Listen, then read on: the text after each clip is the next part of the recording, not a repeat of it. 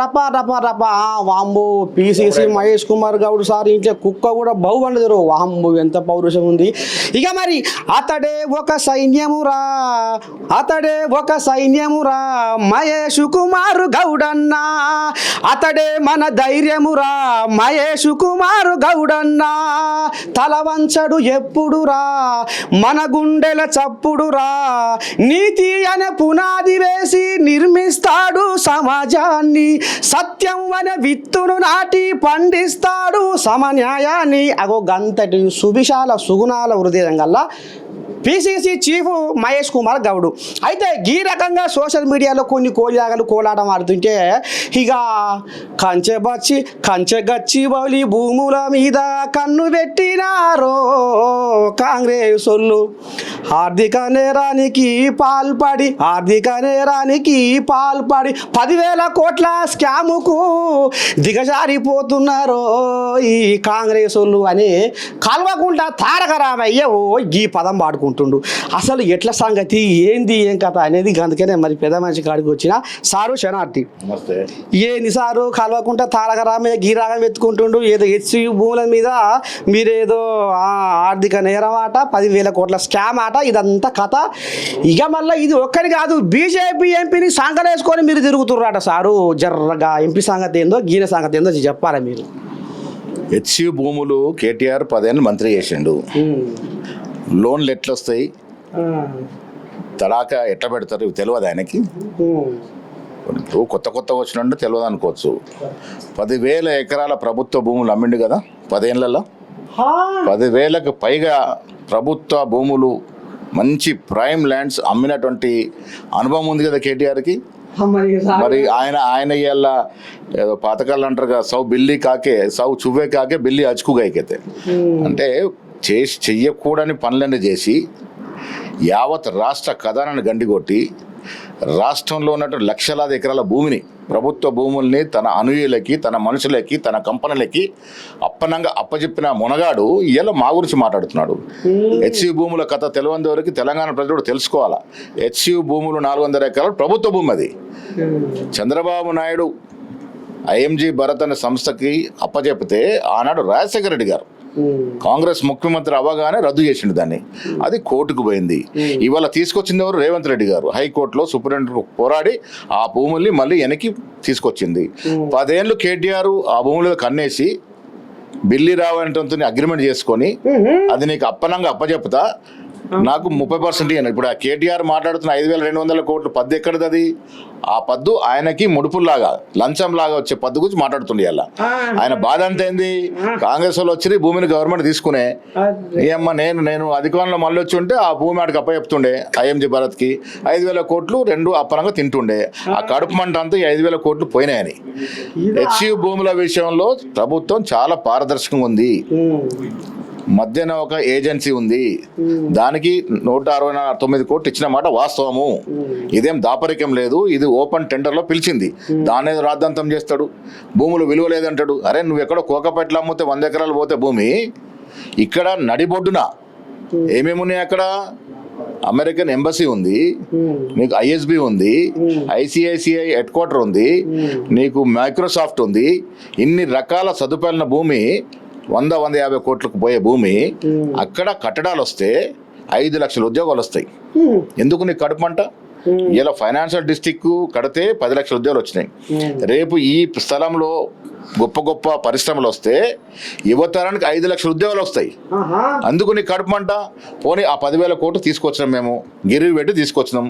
ఎవరికి ఇచ్చిన పైసలు? రేవంత్ రెడ్డి ఇంటికి పోయినా, నా ఇంటికి వచ్చినాయా? రైతు బంధు, రైతు రుణమాఫీ స్కీమ్ కొరకు ఆ 10,000 కోట్లు వాడినాం. ఇది కడుపుమంట ఆయనకి. రైతులు బాగుపడద్దు, ఉద్యోగాలు రావద్దు ఈ రాష్ట్రంలో. కేటీఆర్, కిషన్ రెడ్డి, సంజయ్ ఒకటే, వేరు కాదు. ఇప్పుడు కేంద్రంలో బీజేపీ సర్కారు ఉంటే 10 ఏళ్ళలో వీళ్ళు ఎవరు కోటేసారు? బీఆర్ఎస్ వాళ్ళు అధ్యక్ష పదవికి ఓరికేసిండ్రు, పదవికి ఓవర్ కోటేసిండ్రు, స్పీకర్ పదవికి ఓటేసింది ఎవరు? రైతు వ్యతిరేక చట్టాలు వస్తే ఓట్లేసింది మీరు కదా, సపోర్ట్ చేసింది మీరు కదా. మీరు లోపాయకర చీకటి సంసారంలో ఉండి కాంగ్రెస్ గురించి మాట్లాడతారు. ఇవాళ కిషన్ రెడ్డికి కానీ, బండి సంజయ్కి కానీ, కేటీఆర్ కానీ కడుపుమంటంతా కాంగ్రెస్ ప్రజల మధ్యన ప్రజలతో మమేకమవుతా ఉంది. ఇలా రాహుల్ గాంధీ ఆలోచన 42% రిజర్వేషన్ ఇచ్చినాం, 56% బీసీలు రాష్ట్రం ఉందని చెప్పినాం. బీసీలంతా కాంగ్రెస్ తో పోతున్నారు కాబట్టి కడుపు మంట రగిలి ఈ హెచ్సి భూముల విషయాన్ని తెరమేకి తీసుకొచ్చారు. అది మరిపించడానికి ఇలా ఎవరన్నీ అన్నా రాహుల్ గాంధీ యొక్క ఆలోచనని తూచా చెప్పకుండా రేవంత్ రెడ్డి గారు ప్రవేశపెట్టినాడు. అసెంబ్లీలో 42% బిల్లు తీసుకొచ్చినాము. బీసీలకు ఎంత గొప్ప వరం అది. 56% ఈ రాష్ట్రంలో ఉన్నారని ఒక అఫీషియల్ డాక్యుమెంట్ ఇచ్చినాము. ఈ దేశ చరిత్రలో ఏ ప్రభుత్వం చేయని ఘనమైన కార్యక్రమం కాంగ్రెస్ ప్రభుత్వం ఇక్కడ చేసింది. ఇది కడుపు మండి భూముల విషయం మాడతాడు. లేని జనుకలు ఉన్నట్టుగా, లేని నెమళ్ళు వాళ్తున్నట్టుగా ఏ టెక్నాలజీ వాడుకొని విచ్చలవిడిగా దుష్ప్రచారం చేస్తున్నారు. నేను ముఖ్యమంత్రి గారు విన్నవించిన ఈ ఏ టెక్నాలజీ వాడి అబద్ధ ప్రచారాలు ఎవరు చేస్తే వాళ్ళు బొక్కలేయాల, అప్పుడు కానీ బుద్ధి రాదు. ఇలా కేటీ రామారావు లక్షల కోట్ల సంపద, ఈ దేశంలో అత్యంత ఎక్కువ దోపిడీ పాల్పడ్డ కుటుంబం కేసీఆర్ కుటుంబం. ఎలా వాళ్ళు కరప్షన్ గురించి మాట్లాడుతూ ఉన్నారు. ప్రజలు, తెలంగాణ ప్రజలు ఇంకా మీరు అధికారులు ఉంటే ఈ రాష్ట్రం మొత్తం దోషిస్తారని భయంతోనే మిమ్మల్ని గద్దెదించారు. ఇక మరి సారు ఒక ముచ్చట ఏంటంటే తెలంగాణ కోసము మా అయ్య సాగు నోట్లే తలకాయ పెట్టి కొట్లాడిండు. ఇక నేను కూడా గదే తరిగన మా అయ్య స్ఫూర్తితోటి ఇవాళ అసెంబ్లీ ముందర మీరు జ్యోతిబా పూలే విగ్రహం పెడతారా పెట్టరా, పెట్టేదా కదా పోరాటం ఆపా అని ఇప్పుడు ఆమె కచ్చ కాలు దూగుతుంది సారు కవితమ్మ. మరి ఏం చెప్తావు ఆ తల్లికి? కవితమ్మకి తెలంగాణలో రోజులు అయిపోయినాయి. లిక్కర్ వ్యాపారం చేసుకున్న ఢిల్లీలోనే నిలబడాలి ఆమె. ఈడ ఆమె నూకలు చెల్లిపోయినాయి. ఆమె మాట అనేది లేదు. జ్యోతిబా పూల గురించి మీరు మాట్లాడతారా? ప్రజాభవన్ కట్టుకుంటే ప్రజాభవన్ పేరు మార్చింది ఎవరు? మేం కాదా? జ్యోతిబా పూలే పేరు పెట్టలేదా? నిన్న మేము పోయి స్థలం చూసినాం. అరే మీరు మాట్లాడేది ఏందండి? జ్యోతిబా పూలే యొక్క ఆలోచనని ఇలా 42% రిజర్వేషన్ ఇచ్చి తూచా చెప్పకుండా పాటిస్తుంది ఎవరు? కాంగ్రెస్ పార్టీ. ఇలా మా ప్రభుత్వం రిజర్వేషన్ తీసుకొచ్చింది. జ్యోతిబాబులో కోరుకుంది ఏంది? పేద ప్రజలకి, ముఖ్యంగా వెనకబడే తరగతులు న్యాయం చేయాలని. మీరు చేసినారా 10 ఏళ్ళు? ఏం చేసారు మీరు బీసీలకు 10 ఏళ్ళు? జ్యోతిబా పూలే యొక్క ఆలోచన మీరు ప్రవేశపెట్టినరా? ఇవాళ ఎందుకు మాట్లాడుతున్నావు నువ్వు? ప్రజలు తిరస్కరించిన తర్వాత మీకు మాటలు వస్తూ ఉన్నాయి. బీసీల గురించి మాట్లాడే ఒక కవితమ్మకి ఎక్కడిది? కవితమ్మ కానీ, కేటీఆర్ కానీ, కేసీఆర్ ఇప్పుడు బీసీల గురించి ఆలోచించారా? పులినోట తల ఎవరు చేసిన? పులినోట తల ఎవరు పెట్టిరు? ఉద్యమంలో ఎవరు చనిపోయారు? విద్యార్థులు చనిపోయారు. కేసీఆర్ కుటుంబంలో ఎవరైనా త్యాగం చేశారా? హరీష్ రావుకి కిరోసిన్ పోసుకోవచ్చు కానీ అగ్గిపెట్టారు కదా ముట్టించుకోవడానికి. ఎంతమంది బలైనరు? ఎంతమంది బలైతే తెలంగాణ వచ్చింది? మీరు డ్రామాలు ఆడి, నాటకాలు ఆడి తెలంగాణ వచ్చిన తర్వాత అధికారంలోకి వచ్చి తెలంగాణ సంపదనంతా దోషిస్తున్న మీరు ఇయ్యాల ప్రజల గురించి, త్యాగాల గురించి మాట్లాడితే దయ్యాలు వేదాలు వలిచినట్టు అవుతాయి. ప్రజలు నవ్వుకుంటారు. కవితమ్మ కానీ, కేటీఆర్ కానీ మాట్లాడుకుంటే మంచిది. తెలంగాణ ప్రజలు మీకు బుద్ధి చెప్పి ఇంట్లో కూర్చోబెట్టారు. పార్లమెంట్ ఎన్నికలు 0 సీట్లు ఇచ్చారు. ఇంకా మీకు బుద్ధి రాకుంటే ఎట్లా? తెలంగాణ ప్రజలు మీరు ఏం మాట్లాడినా నమ్మరు. ఎందుకంటే మీరు తెలంగాణ ఆస్తుల్ని, తెలంగాణ సంపదని దోషించిన కుటుంబం కాబట్టి మీరు ఏం మాట్లాడినా తెలంగాణ ప్రజలు మేము ఇమిడించుకోరు. ఇప్పుడు ఈ సన్న బియ్యం పండుగ అని ఊరూరా మూత మోగిస్తుర్రు. ఇవాళ ఎమ్మెల్యేలు ఆఖరికి వస్తారు కల్లా మీరు పెద్ద మనుషులు, ముఖ్యమంత్రి రేవంత్ అయ్య కూడా పేదోళ్ళ ఇంట్లో చెయ్యి కాడికి బువ్వ తిన్నారు. ఇంట్లో మా పాత్ర ఉంది, మా పాత్ర ఉన్నాక మా పెద్ద మనిషి పోటుపై ఎందుకు పెడతలేరు? రేషన్ దుకాణం షాపులల్లా అరే మమ్మల్ని మర్చిపోతుర్రు ఏంది? మా పాత్ర కూడా ఉందని బీజేపీలు సంకలు కొట్టుకుంటారు సార్. ఇప్పుడు జనాలకు ఎక్కడ అర్థమవుతుంది? అరే ఈ మోడీ ఇస్తుండా లేకపోతే రేవంత్ సార్ ఇస్తుండా? ఎవరు ఇస్తున్నారు ఏంది ఏం కథ అనేది నా సొంటలకి ఏమరక ఊర్లో పడిన జనాలకు జర్ర చెప్పాలి, తేడతెల్లం చేయాలి. ప్రజలకు తెలవాల్సింది, మనము కొన్ని వేల కోట్లు కేంద్రానికి ట్యాక్స్ కడితే, ఉదాహరణకి మనకు 10 రూపాయలు ట్యాక్స్ కడితే 2 రూపాయలు మాత్రం వెనక్కిస్తున్నారు. అదే నార్త్ ఈస్టర్న్ స్టేట్స్ కి 10 రూపాయలు కడితే 12 రూపాయలు ఇస్తున్నారు. ఉత్తరప్రదేశ్, గుజరాత్ రాష్ట్రాలకి 10 రూపాయలు కడితే 8 రూపాయలు ఇస్తున్నారు. మనకు సౌత్ తెల్ల ప్రేమ కనబరుస్తున్న కేంద్రం మనం కట్టే ట్యాక్స్లు కూడా మనకి ఎనికి ఇవ్వట్లే. ఇవ్వకపోగా ఇలా బియ్యం గురించి మాట్లాడుతారు. సన్న బియ్యం మాదే అంటున్నారు. నేను బండి సంజయ్కి సవాల్ విసురుతున్నా. మేము తెలంగాణలో దేశ చరిత్రలో ఎక్కడ లేని విధంగా నాణ్యమైన సన్న బియ్యాన్ని ప్రతి బీదవాడికి నెలకి 6 కిలోలు చూపడిస్తున్నాం. మీది స్కీమ్ అంటారు కదా, మీరు దేశవ్యాప్తంగా మీ ప్రభుత్వాలు చాలా రాష్ట్రాలు ఉన్నాయి, మరి అక్కడ ఎందుకు ఇస్తలేరు? సన్న బియ్యం అనేది ఈ దేశంలో కాంగ్రెస్ పార్టీ పేటెంట్. ఎవ్వరు చేయని విధంగా సాహసోపేతమైన నిర్ణయం. ఇలా దొడ్డు బియ్యం తినలేని ఇబ్బంది పడుతున్న బీద ప్రజానానికి మనం తినే బియ్యం వాళ్ళు తినాలి, మనం తినే అన్నం వాళ్ళు కూడా తినాలి అనే ఒక ఉద్దేశంతో ఉత్తమ్ కుమార్ రెడ్డి గారు, రేవంత్ రెడ్డి గారు ప్రణాళిక చేసి మంచి స్కీమ్ ఇది దేశంలోనే ఇవాళ అందరూ కూడా మన వైపు చూస్తారు ఏంది సన్న బియ్యం కథ అని. ఇప్పుడు సన్న బియ్యం అనేది చరిత్రాత్మక నిర్ణయం. మాది అని మీరు సంపలు గుద్దుకుంటే కాదు, మీ ప్రభుత్వాలు ఉన్న చోట మీరు ఈ సన్న బియ్యం స్కీమ్ని ప్రవేశపెట్టండి. అక్కడ మోడీ ఫోటో వేసుకుని ఎవరు వద్దన్నారు? ఇప్పుడు మనం కట్టే ట్యాక్సులు మనకు సరిగా ఇవ్వక ఇప్పటికి కూడా 30-40 కోట్ల నిధులు మన కేంద్రం నుంచి రావాలా, అవి ఇవ్వరు. కేంద్రం మనం రాష్ట్రం సపరేట్ అయినప్పుడు విభజన హామీలు ఎన్నో ఉన్నాయి, ఆ హామీ గురించి ఒక్కసారి మాట్లాడరు. బీజేపీలోకి 8 మంది ఎంపీలు గెలిచి 8 మంది శాసనసభ్యులు గెలిచిండ్రు. ఒక్క రోజున కేంద్రం దగ్గరికి వెళ్ళి మా రాష్ట్రానికి వాటాకుని అడిగిర్రా? అరే మీ చేతకాని తనం వల్లనే మన కిషన్ రెడ్డి, సంజయ్ మంత్రులుండి కూడా బడ్జెట్లో, కేంద్ర బడ్జెట్లో మనకు 0 వచ్చింది. ఇది మీ చేతకాని తనం కాదా? మీరు గొప్ప నాయకులు అయితే మనకు బడ్జెట్లో 0 ఎందుకు వస్తుంది? ప్రజలన్నీ మీరు గమనిస్తలేరు అనుకుంటారు. బీజేపీ రోజు మతం పేరు చెప్పింది బతకది, రోజు ముస్లింస్ గురించి మాట్లాడింది బతకలేదు. ఈ ప్రజలు కూడా అర్థమైపోయింది, ఎన్నికలు వచ్చినప్పుడు ఇట్లా రెచ్చగొడతారు, ఓట్లు వేసుకుంటారు, తర్వాత 0 పెడతారని. అంటే ఇప్పుడు ఇంకో మాట సారు, బీజేపీ అంటేనేమో భారతదేశం, కాంగ్రెస్ అంటేనేమో పాకిస్తాను. మాకు ఒక్క ఛాన్స్ మీ బాంచన్. అరే బదిలాడుకుంటారు పాపం. మరి వాళ్ళు మీ కాంగ్రెస్ అంటే మరి పాకిస్తాన్ అన్న సంగతి ఎట్లా, ఏంది, ఏం కథ అనేది అర్థమైతలేదు సారు. తలకాయ ఉన్నాడు ఎవడు మాట్లాడే మాట కాదు అది. స్వాతంత్రం కోసం పోరాడింది ఎవరు? కాంగ్రెస్ నాయకులు. మనకు స్వాతంత్రమే వద్దన్నారు బీజేపీ నాయకులు. చరిత్ర తెలుసుకోవాలి మనం. ఆనాడు బీజేపీ లేదు, జనసంఘ్, విహెచ్పి, ఆర్ఎస్ఎస్ నాయకులు ఏమన్నారంటే బ్రిటిష్ వాళ్ళే ముద్దు, బ్రిటిష్ పాలనే కావాలన్నారు. ఈ మహానుభావులు ఇలా దేశం కోసం మాట్లాడతారు. దేశ స్వాతంత్రం కోసం పోరాడింది కాంగ్రెస్ పార్టీ, కాంగ్రెస్ నాయకులు. వీళ్ళు ఆ రోజు మచ్చు తునకైనా లేదు వీళ్ళకి. ఒక్క స్వాతంత్ర సముద్రం గురించి చెప్పమనండి వాళ్ళకి, వాళ్ళ పార్టీలో ఉన్నాడు. ఏమన్నా వీర సావర్కర్ గురించి చెప్తారు. వీర సావర్కర్ బ్రిటిష్ వారికి లొంగిపోయినటువంటి వ్యక్తి. అంతకు మించి స్వాతంత్రంలో పోరాడిన ఒక వ్యక్తి లేనటువంటి బీజేపీ పార్టీ ఇలా దేశం గురించి మాట్లాడుతుంది, మిగతా పార్టీల గురించి మాట్లాడుతుంది. అరే కాంగ్రెస్ పార్టీ లేకుంటే దేశం ఈ పరిస్థితి ఉండేది కాదు. గుండు సూది కూడా తయారు కాలేనటువంటి భారతదేశాన్ని ఇవాళ రాకెట్లు ప్రయోగించే స్థాయికి వచ్చింది. ఆ రాకెట్ల ముందు మోడీ నిలబడి ఫోజులు ఇస్తున్నట్టు ఎవరు? ఇందిరాగాంధీ, నెహ్రూ, తర్వాత వచ్చినటువంటి ప్రధానమంత్రులు. ఇలా వీళ్ళకి ఏం చేతనైతే దేశం ఈ పరిస్థితులు ఉండేది. దేశాన్ని విచ్ఛిన్నం చేసి వాళ్ళ చేతిలో ఉంటే ఇప్పుడు కూడా మతము, కులం పేరిట దేశం విచ్ఛిన్నం అవుతుంది. యువత ఆ బారిన పడొద్దు. మనకు కావాల్సింది మనకు అభివృద్ధి, మన పిల్లల భవిష్యత్తు. ఆ దశగా చూసుకొని ముందుకోవాల్సిందిగా తెలంగాణ ప్రజలకు ఇత్తు పలుకుతున్నా. ఒక్క ఛాన్స్ అని అడుగుతుండు కిషన్ రెడ్డి. అరే నీకు ఇన్నేళ్ళు, ఎన్నిసార్లు ఎమ్మెల్యే గెలిపించారు నిన్ను? 2 సార్లు ఎంపీ చేసి కేంద్రంలో మంత్రి పదవి ఎలగబెడుతున్నావు కదా. నువ్వు మనకు తెచ్చింది ఏంది? ఎందుకు నీకు ఛాన్స్ ఇవ్వాలా? మూసీ నది కడతంటే వద్దంటావు. మేము పోయి సామర్వతి నది వచ్చాం, దానిలాగా మనం మూసీ కడతంటే వద్దంటావు. ఎందుకు నీకు అక్కసు? మెట్రో రైల్ ప్రాజెక్ట్కి నిధులు ఇవ్వమంటే అడ్డుకుంటావు, RRR రోడ్డుకి నిధులు ఇవ్వమంటే అడ్డుకుంటావు. నీ బాధ్యత కాదా? నువ్వు కేంద్రంలో సికింద్రాబాద్ ప్రజలు నేను గెలిపించలేదా? కేంద్రంలో మంత్రుండి నీకు చేతగాక ₹1 తేలేని నువ్వు ఒక ఛాన్స్ అని అడిగితే ఎందుకు ఇస్తారు ప్రజలు నీకు?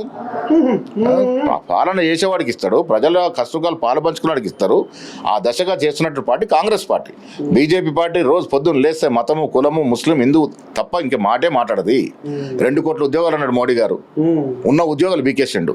ఇలా మోడీ గారి పాలన ఎవరు బాగుపడ్డారు? అదాని, అంబానీలు తప్ప ఎవడన్నా బీదవాడు బాగుపడ్డా? కిరోసిన్ ధరలు, డీజిల్ ధరలు, గ్యాస్ ధర పెంచారు నినాక మొన్న. గరీబోడు పొట్టగొట్టి మీరు పబ్బం గడుపుకుంటున్నారు. మీకు గరీబోడు ఓటు ఎందుకు వేస్తాడు? మీకు పగటి కళను మానేయాల కిషన్ రెడ్డి గారు. ఈ రాష్ట్రంలో కిషన్ రెడ్డి పని అయిపోయింది, కేటీఆర్ పని ఇప్పటికే భూస్థాపితం అయిపోయింది. ఎవ్వరు లేరు. సన్న బియ్యం లాంటి కార్యక్రమాలు ఎన్నో ఇస్తాము, ఉచితంగా బస్సు ప్రయాణం ఇచ్చాం మహిళలకి. ఇలా 200 యూనిట్ల వరకు కొన్ని వేల కుటుంబాలకు ఫ్రీ కరెంట్ వాడుకుంటా ఉన్నాయి. ఇలా ఉద్యోగాలు ఇచ్చాం. మీ ముఖాలకు ఎప్పుడైనా 10 ఉద్యోగాలు ఇచ్చిన పాపన పోయినా కేటీఆర్? 60,000 ఉద్యోగాలు ఒక సంవత్సరంలో ఇచ్చినాం. మీరు ఉద్యోగాలు అయిపోతే మీ ఇంటిని ఉద్యోగాలు పెట్టుకుంటారు.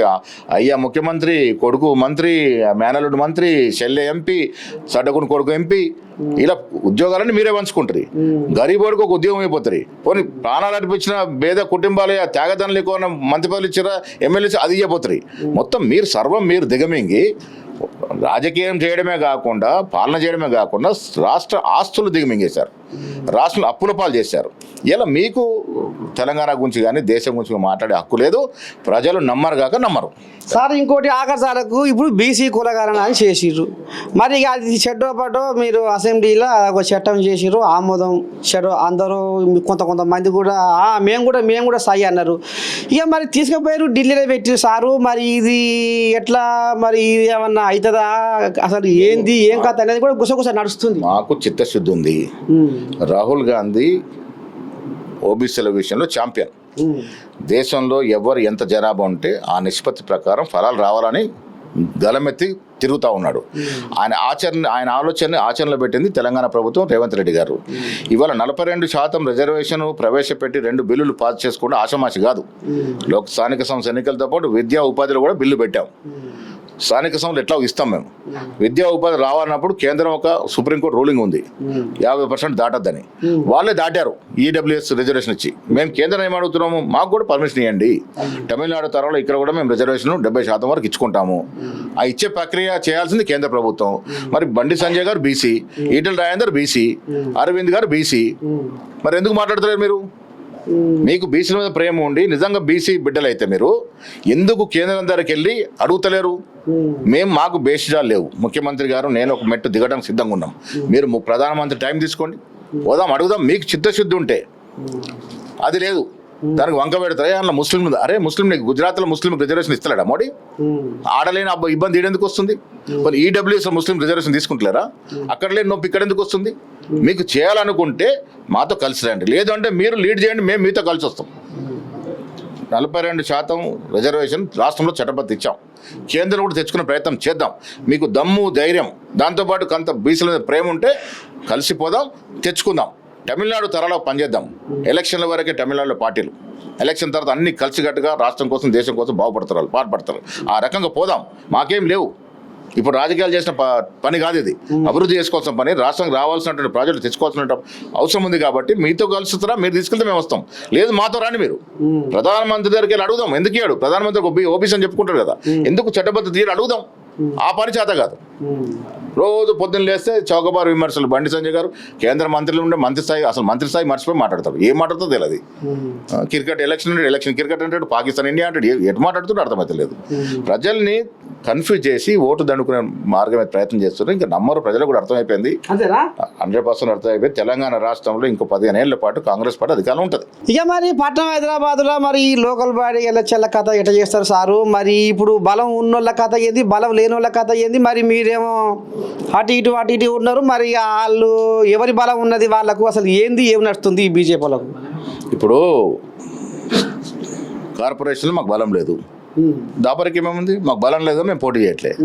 బీజేపీ కూడా బలం లేదు, మరి ఎందుకు పోటీ చేస్తుంది? ఎవరు మీ ఓట్ల మీద ఆధారపడి పోటీ చేస్తున్నది? మీకు టీఆర్ సంబంధం లేదని మా ఇంటి బయటకు చెప్తారు. మరి లోపాయి గారు సంబంధం లేకుండా ఎందుకు పోటీ చేస్తున్నారు? మీరు ఎవరు బలంతో పోటీ చేస్తారు? మీకు గెలిచే సత్తాన లేదు, గెలిచే సీట్లే లేవు, ఎందుకు పోటీ చేస్తున్నారు? ఇక్కడ అర్థమైతే లేదా ప్రజలకి? మీరు టీఆర్ఎస్ ఒకటే అనేది ప్రజలందరూ తెలుసు. బీజేపీ బీఆర్ఎస్ పార్టీ వేరు కాదు. ఒక చెట్టుకు 2 కొమ్మలవి. ఎవరన్నా కాదన్నా బీఆర్ఎస్ బీజేపీ పార్టీ కలిసే ఉంటాయి, కలిసే పోటీ పడతాయి. చూసిన లోపల చూతారా ఎట్ట ఉందో బీఆర్ఎస్ వాళ్ళ బాగోతాము, బీజేపీ వాళ్ళ వ్యవహారం ఈ రకంగా.